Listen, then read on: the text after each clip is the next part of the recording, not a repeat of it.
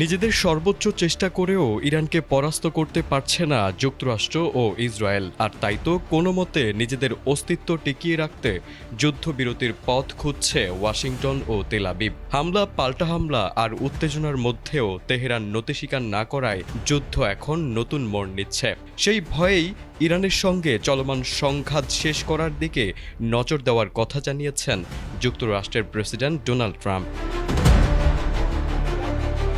ট্রাম্পের কয়েকজন উপদেষ্টা ব্যক্তিগতভাবে তাকে এক্সিট র্যাম্প বা সম্ভাব্য প্রস্থান পথ খুঁজে দেখার পরামর্শ দিয়েছেন। কারণ হিসেবে উঠে এসেছে তেলের দামের দ্রুত বৃদ্ধি এবং দীর্ঘস্থায়ী যুদ্ধ থেকে সম্ভাব্য রাজনৈতিক প্রতিক্রিয়ার আশঙ্কা। এই পরিস্থিতি ওয়াশিংটনের ভেতরেও নতুন করে হিসাব নিকাশের জন্ম দিয়েছে।